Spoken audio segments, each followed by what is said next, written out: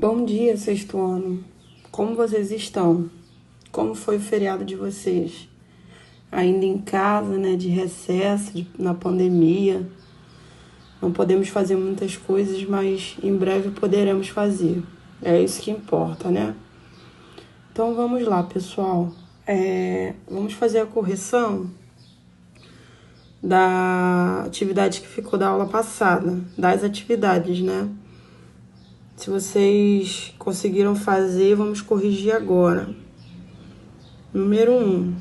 A partir da leitura do texto acima, conclui-se que, opção B, quem conta a história é uma outra pessoa.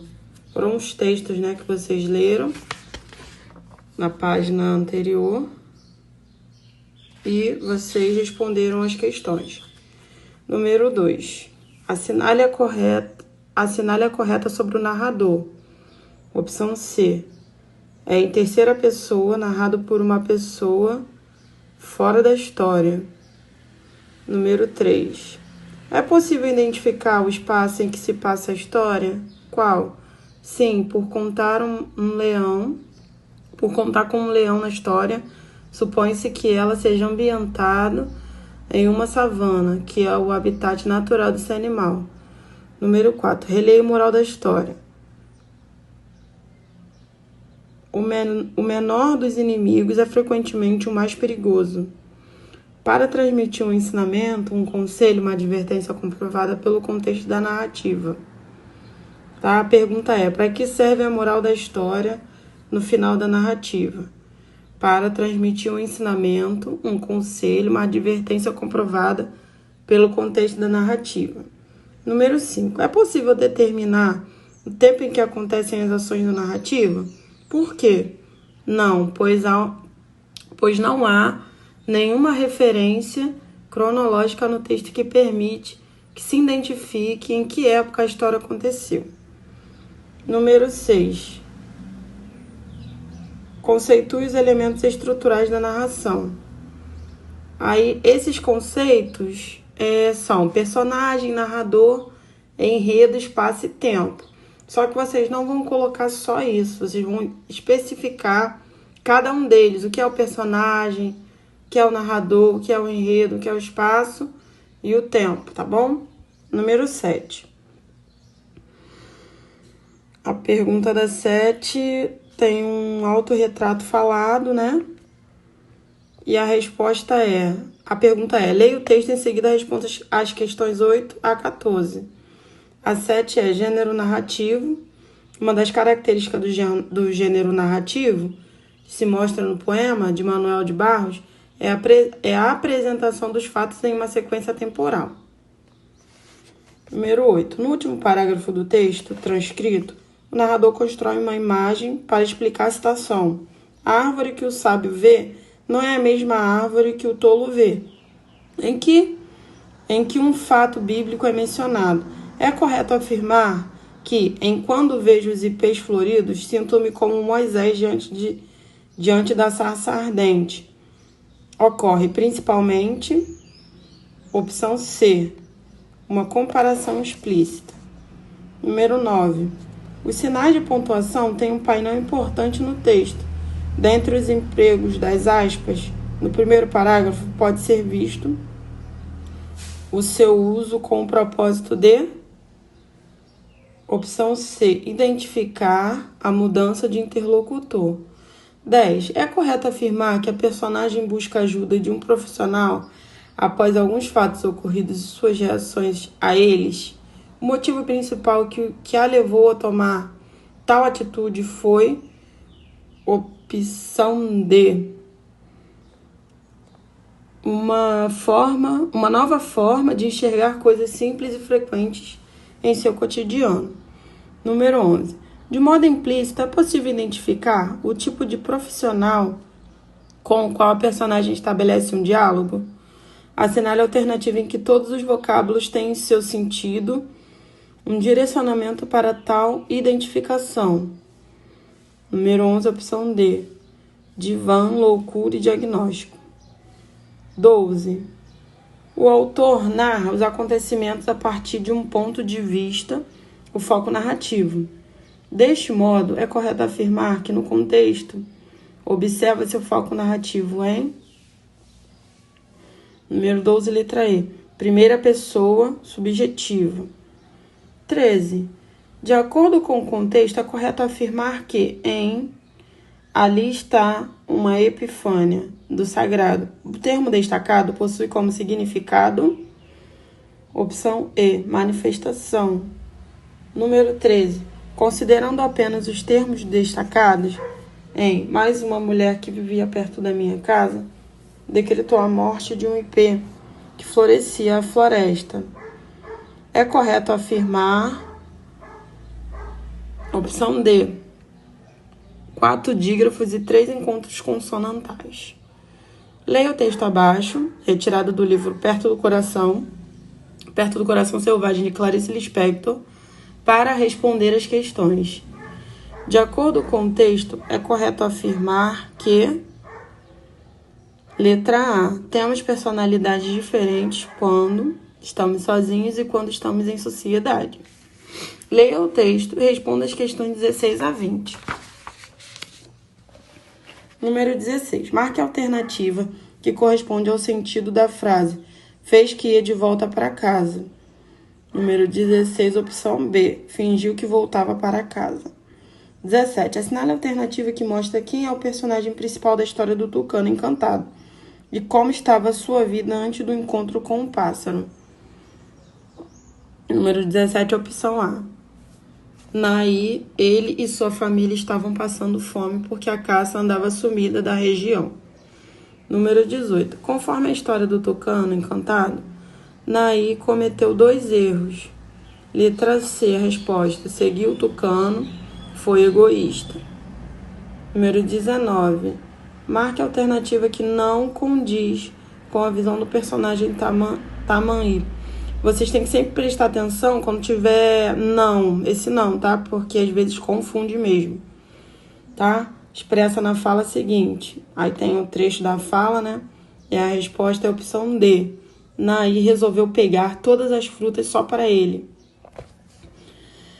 Número 20. Numere a coluna da direita relacionando as palavras do texto com seus significados. A número 20 é a opção E. Então, vamos pular agora, né, para a correção de adjetivos, parte 1. A primeira pergunta é: a palavra idealizada presente no texto tem o sentido de... Essa primeira pergunta está na página 49. A palavra idealizada presente no texto tem o sentido de... Essa pergunta de número 1. Opção B. Imaginada. Número 2. Segundo a autora do texto, as pessoas costumam associar a felicidade a... Opção D. Características físicas. Número 3. Tem um trecho, né, do texto. Transcreva os adjetivos presentes no excerto acima. Então, os adjetivos são bem, feliz e saudável. Número 4. Só serei feliz quando for magro. O adjetivo magro na frase acima se refere a quem? Refere-se a pessoas que vão ao consultório da autora do texto. Número 5. Assinale a opção em que o termo destacado não é um adjetivo. Opção B. Mas será que colocar a felicidade, a vida e as relações em cima dessa ideia? Opção número 5, né? Opção B. Número 6. Muitos adjetivos da língua portuguesa derivam-se de substantivos. O adjetivo que não está nesse caso é... Opção A, antigos. Número 7. Assinale a alternativa em que as 2 palavras destacadas se classificam como adjetivo. C. O homem dedicado à família pode torná-la feliz. Dedicado, né? E feliz. Número 8. Em qual alternativa o adjetivo destacado classifica-se como derivado? Letra A. Aquela árvore do jardim era muito cheirosa, que vem de cheiro. Número 9. Observe os adjetivos quanto à sua formação. A frase em que o adjetivo destacado se encontra na forma primitiva é... Opção B. Os brasileiros está bem triste com a situação política do país. Número 10. Assinale a opção em que a anteposição ou posposição do adjetivo resulta em alteração do sentido. Número 10, opção A. 11.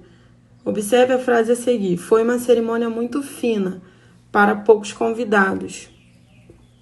Assinale a opção em que o adjetivo destacado é utilizado com o mesmo sentido empregado na frase anterior.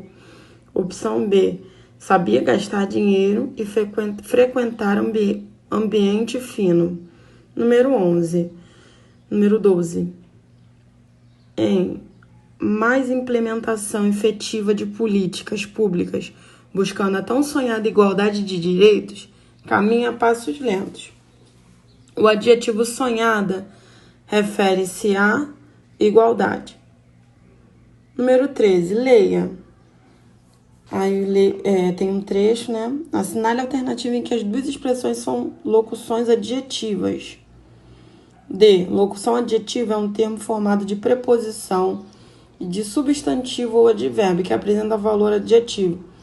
Então, sendo assim, a opção D, né? De festa e de algodão. Em qual das alternativas o adjetivo em negrito é classificado como composto? Caso número 14, né? Opção B. Deve-se estudar bem a realidade sociocultural do Brasil. Número 15. Assinale a alternativa em que não há adjetivo. Número 15, opção D. Número 16. Conferência do Clima de Copenhague. Os dois termos destacados apresentam respectivamente o seguinte valor. O termo do clima especifica o assunto que será abordado na conferência. No caso, a opção C, né? O termo de Copenhague indica o local onde a conferência acontecerá. Número 17. Aí, no caso, a número 16, a opção C, assunto, local. 17. Indique a alternativa em que a expressão destacada classifica-se como locução adjetiva. Opção B. A população do campo sofreu com as fortes chuvas de janeiro. Número 18. Assinale a alternativa que contém todas as locuções adjetivas do seguinte texto. Opção C, número 18. 19. Marque a opção em que a expressão destacada possui valor adjetivo. Opção D. O termo sem educação está qualificando o substantivo homens. Número 20. Em qual alternativa o termo destacado tem a função de qualificar outra pessoa? A opção C. A palavra aberta confere uma qualidade à época rosa. Então, agora vamos para a correção do adjetivo parte 2. Assinale a correta análise referente ao trecho acima. Na opção D, preciosa é um adjetivo e refere-se à relíquia. Número 2. A praça era tão grande quanto os nossos sonhos. A número 2 é a opção A, adjetivo comparativo de igualdade. Número 3. Muitas vezes, algumas palavras aparecem flexionadas em grau no texto, não exatamente para indicar tamanho ou proporção, mas como expressão de afeto, de carinho, de intimidade e outros sentimentos. Isso se confirma, inclusive, nos apelidos que damos a algumas pessoas. Retire do texto exemplos de apelidos que sofrem esse fenômeno. Aí o apelido seria Betinho e Pombinho, tirado do texto. Número 4. Sobre o texto, é correto. Número 4, opção E. O narrador retoma fatos da sua mocidade para refletir sobre a passagem do tempo e os rumos que a vida toma. Número 5. A palavra patrícios, presente no texto, é, opção C, adjetivo e significa compatriota. Número 6. Assinale a alternativa que apresenta o adjetivo no grau superlativo relativo de superioridade. Opção B, ele é o mais atento de todos. Número 7. A frase Marcela é a mais educada de todas as alunas da classe apresenta adjetivo flexionado no grau. Opção D, superlativo relativo de superioridade. Número 8. Em todas as alternativas abaixo, há presença de um adjetivo. A alternativa cujo adjetivo não pode sofrer variação de grau é opção B, período noturno. 9. O segmento que apresenta o adjetivo sem variação de grau é número 9, opção A. 10. Assinale a alternativa em que o adjetivo interessante está no grau superlativo absoluto analítico. Número 10. Letra A. No caso, o filme é muito interessante. O grau superlativo absoluto analítico é usado para intensificar o significado do adjetivo por meio de um advérbio de intensidade.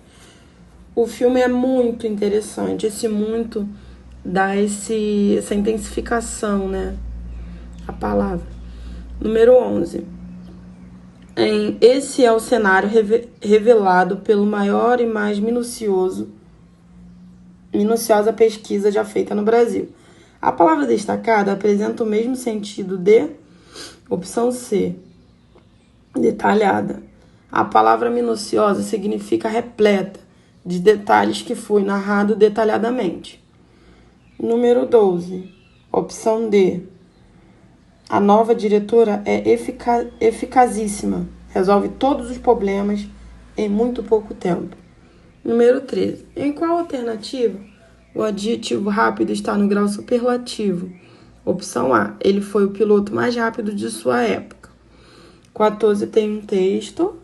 No título do texto, o grande herói, a inversão do adjetivo foi usada com o sentido de mostrar a opção D. Coragem do soldado. Número 15. Os jogadores eram latino-americanos.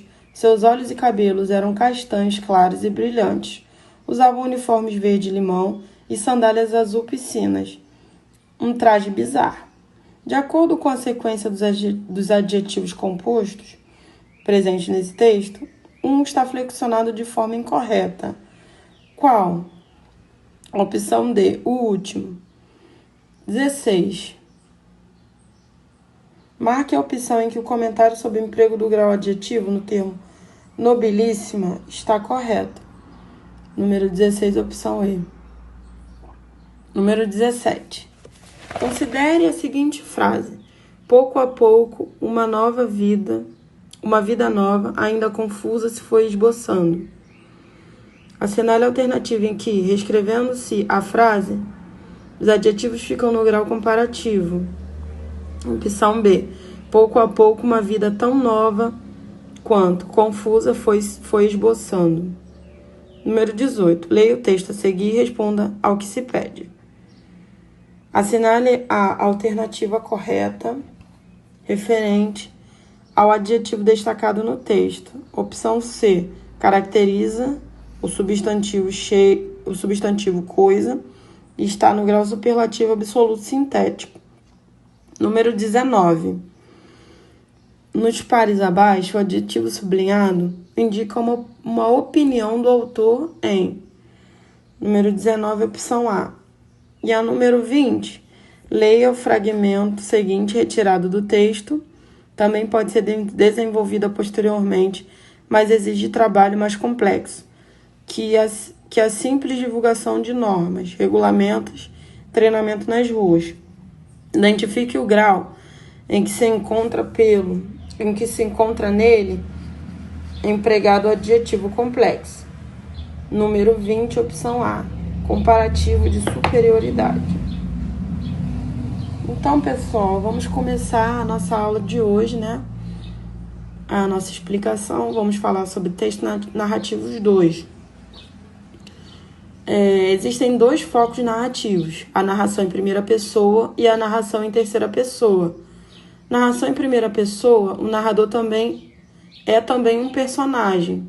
Ele relata a sua própria história ou a história de outros com quem conviveu ou compartilhou os fatos.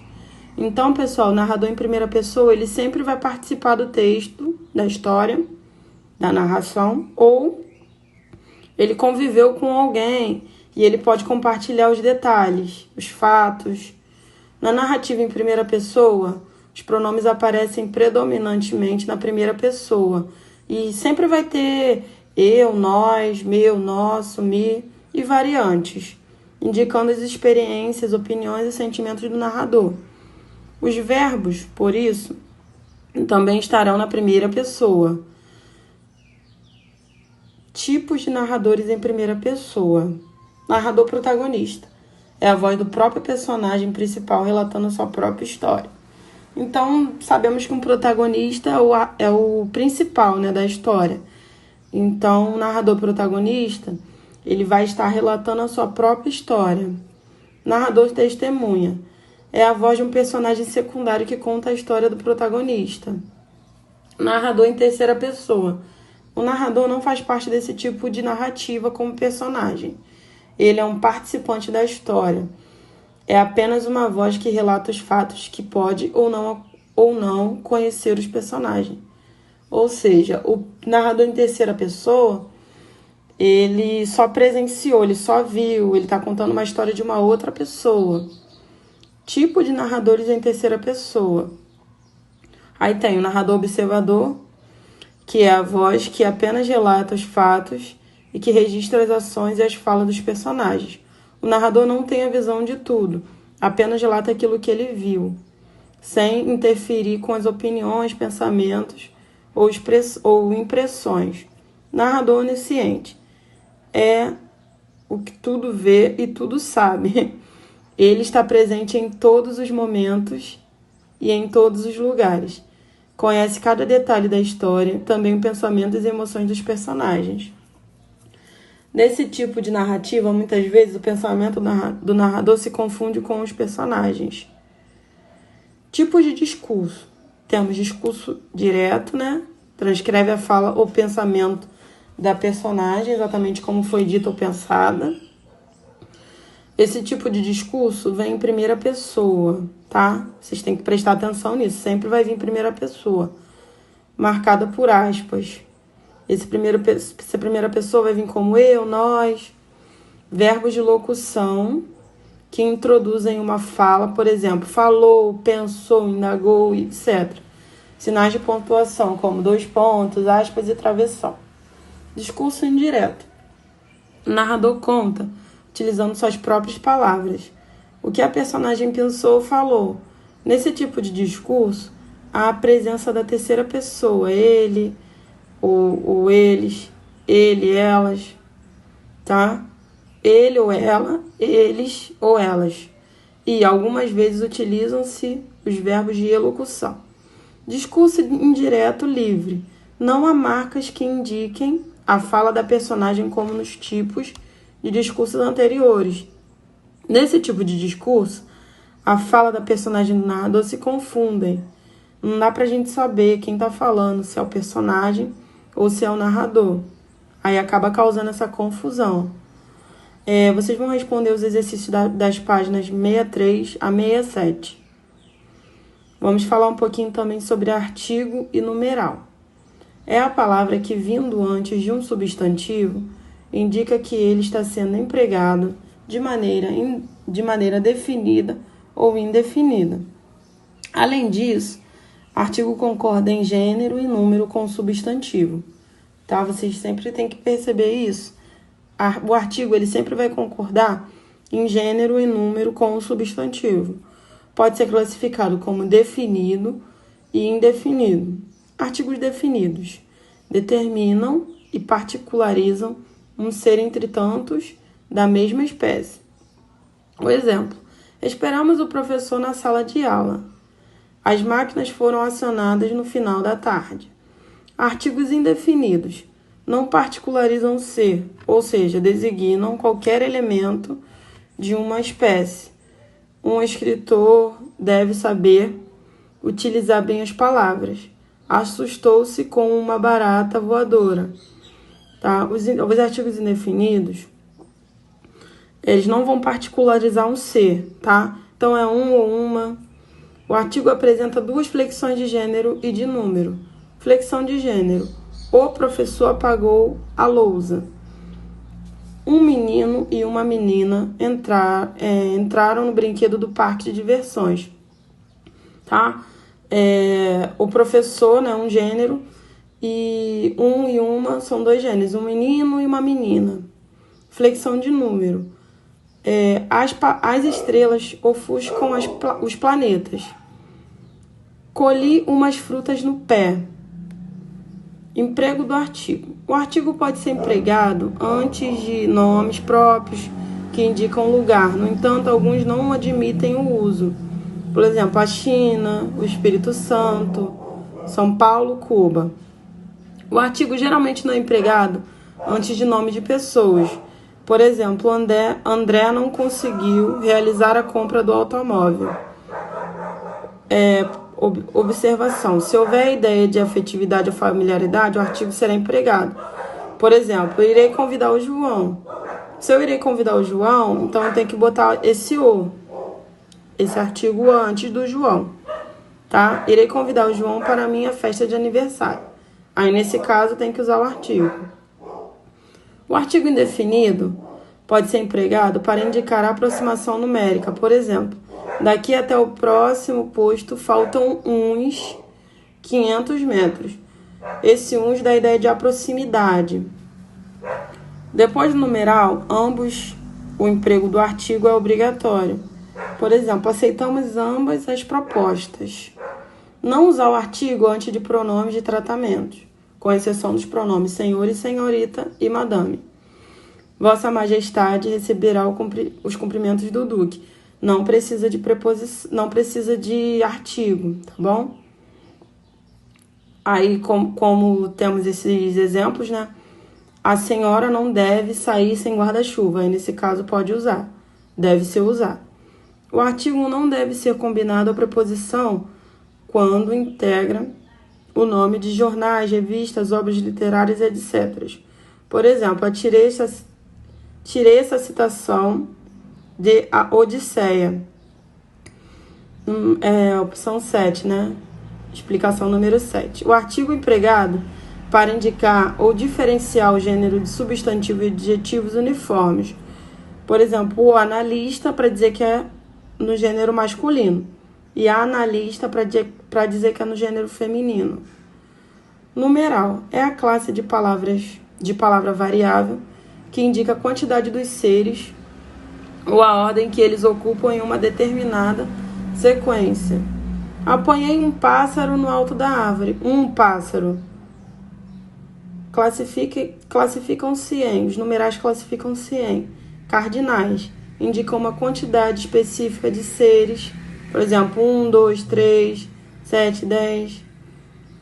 Por exemplo, ordinais indicam a posição ou ordem em que se encontram um determinado ser. Primeiro, segundo, terceiro, sétimo, décimo. Fracionários indicam em quantas partes uma quantidade está dividida. Meio, metade, um terço, dois quartos, e etc. Multiplicativos indicam quantas vezes uma quantidade é multiplicada. Duplo, dobro, triplo, quinduplo. E é isso, pessoal. Deem uma lida, tá? Na atividade de vocês, na explicação do livro de vocês. Como eu sempre falo aqui, como eu já falei, separem as dúvidas de vocês para quando retornarmos, né, às aulas, vocês possam tirar essas dúvidas. Respondo às atividades das páginas 71 até a página 76. E é isso, pessoal. Fiquem com Deus e até a próxima aula.